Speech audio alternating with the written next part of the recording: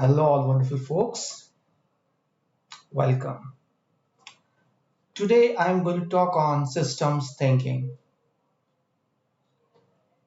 Friends, ancient Indian philosophy of Shiva and Shakti says that when two opposite forces lives in harmony and balance, then and only then creation happens and evolution thrives. We see its evidences everywhere in this vast existence, whether it is electrons and protons within an atom, north and south pole of the planet Earth, male and female, day and night, opposite charges of a battery, etc.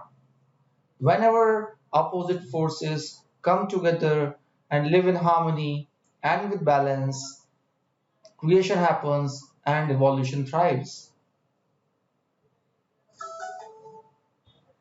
Corollary to this is that opposite forces are not contradictory. In fact, they are complementary. Dear friends, balance and harmony are the fundamental principle upon which our universe is operating. Therefore, in this context, it is very important for us to understand and inculcate a certain way of thinking that recognizes and values all the forces operating within a particular system and that enable us to keep balance in our every thought and action. We call this way of thinking as systems thinking. So, just to give a simplified analogy for this is systems thinking is when instead of asking the name of the person and blaming him or her for some kind of mistake or disaster, we start asking what is the system that is producing this problem or that is producing this person who seems to be creating the problem. So, friends, let us first understand what are systems. Systems are interconnected web of elements with several levels of relationships within. More elements, more correlations, more complex is the system. Human body is a system. All large corporations, political parties, government, defense services, cities, states, countries, corporates, etc. These are all systems in themselves. Language is a system. It is continuously evolving and devolving. No one man has created a language. It's all of us collectively.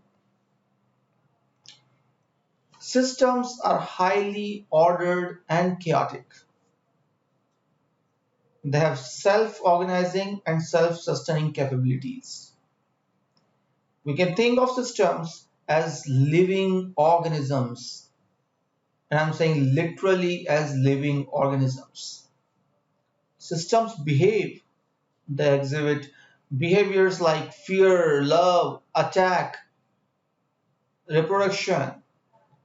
Systems may shy away from you, systems may take revenge on you.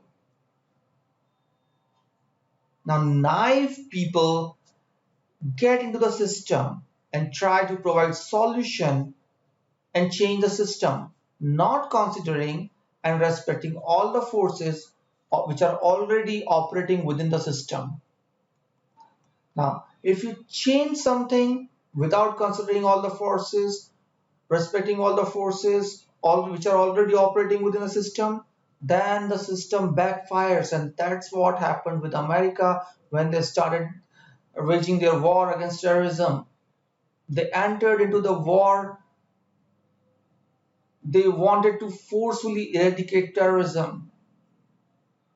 They didn't do proper system impact analysis. They didn't respect all the forces of which are already operating within the systems. And we all know what happened thereafter. There are more number of terrorists and terrorist organizations in the world as of today than they were in 2001.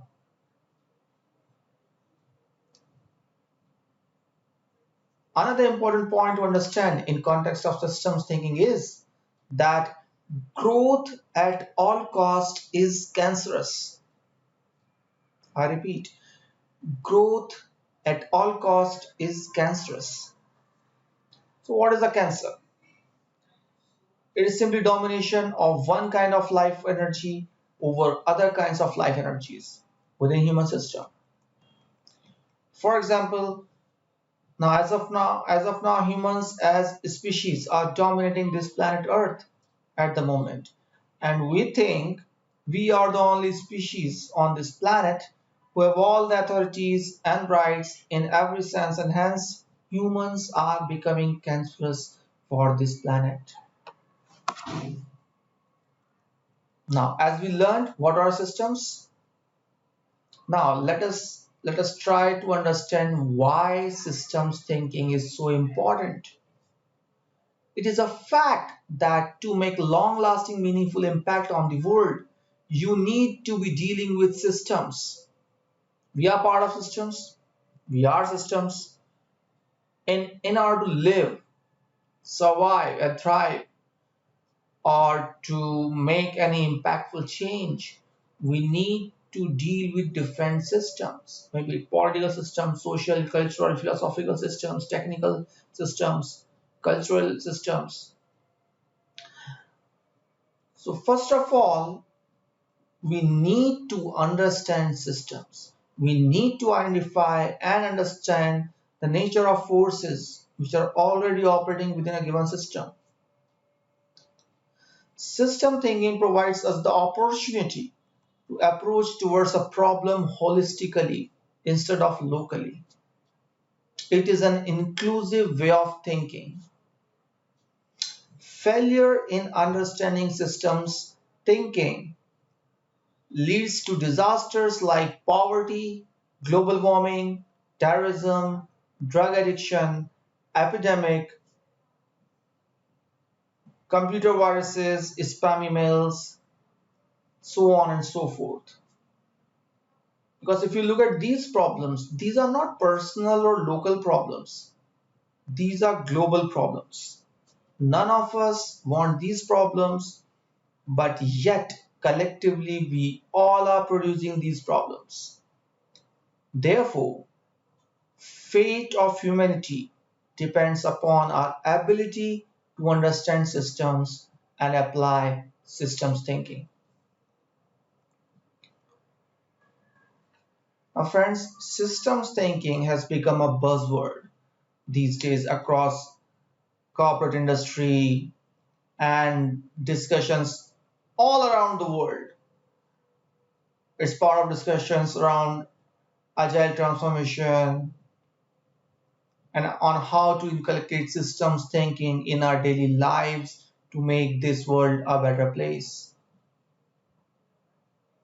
But I think Lord Krishna was talking about systems thinking more than 5,000 years back when he said Vasudhaiv Kutumbakam, which means this whole cosmos is one large family.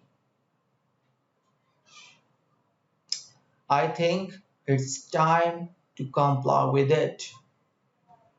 Thank you. Please hit the bell icon. Don't forget to like if you really find my video worthy. Thank you so much. Bye.